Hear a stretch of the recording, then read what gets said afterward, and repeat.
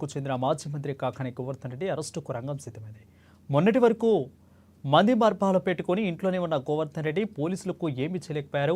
ఇకైతే తెలుగు సంవత్సరాది మనవడితో కలిసి జరుపుకునేందుకు హైదరాబాద్కు వెళ్లిన కాకాని గోవర్ధన్ రెడ్డి పారిపోయాడంటూ వదంతులు పుట్టాయి.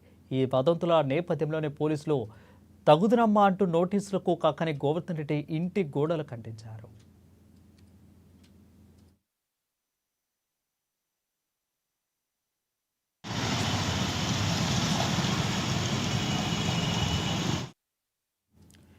ఇక వల్లభనేని వంశీ పోసానిలానే హైదరాబాద్లోనే అరెస్టు చేసి తరలించారని కాబోలు అంటూ కూడా వదంతులు వ్యాపించడంతో నెల్లూరులో ఉత్కంఠకు నెలకొంది. వైసీపీ టీడీపీ అనుకూల సోషల్ మీడియా యాక్టివిస్టులు ఛానళ్లు ఎవరికి వారు ఇష్టానురాజ్యంగా కథనాలు లేస్తున్నాయి. నెల్లూరు జిల్లాలో గనుల అక్రమ రవాణా వ్యవహారంలో ఇప్పటికే ముగ్గురిని అదుపులోకి తీసుకుని విచారణ సంస్థ ద్వారా సేకరించి సమాచారంలో అప్పుడు మంత్రిగా ఉన్న కాకాని గోవర్ధన్ రెడ్డి ప్రోత్సాహం ఉందన్న కీలక సమాచారాన్ని రాబట్టినట్లు తెలుస్తుంది.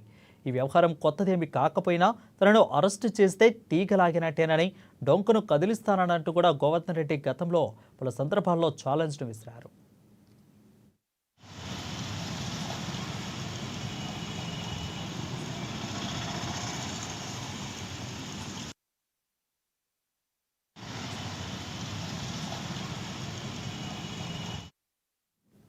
ఇక ఇదిలా ఉంటే కాకాని గోవర్ధన్ రెడ్డి అరెస్టుపై పట్టు పిక్కించుకుంది. ఇక ఇదివరకే నోటీసులను జారీ చేసిన పోలీసులు తాజాగా విచారణకు హాజరు కావాలంటూ వారెంట్లను గోవర్ధన్ రెడ్డి ఇంటికి అంటించారు. ఇకైతే పోలీసులు చర్యలు వెనుకున్న పెద్దల ఆదేశాలు ఏంటో తెలియదు కానీ గోవర్ధన్ రెడ్డి అరెస్టు విషయంలో మాత్రం ప్రభుత్వం ఆచితూచి అడుగులేస్తుంది. ప్రకృతి ప్రసాదమైన గనుల దోపిడీ సాగించిన వారికి ఎప్పటికైనా ఆరదండాలు తప్పదన్న సాంకేతం గోవర్ధన్ రెడ్డి అరెస్టుతో వెలువడుతుంది. ఇకైతే ఈ కోవలోకి వచ్చే వారందరికీ కూడా వర్తిస్తుందా అన్న డిమాండ్ ప్రజాక్షేత్రం నుంచి ప్రభుత్వానికి సవాలుగా మారనుంది.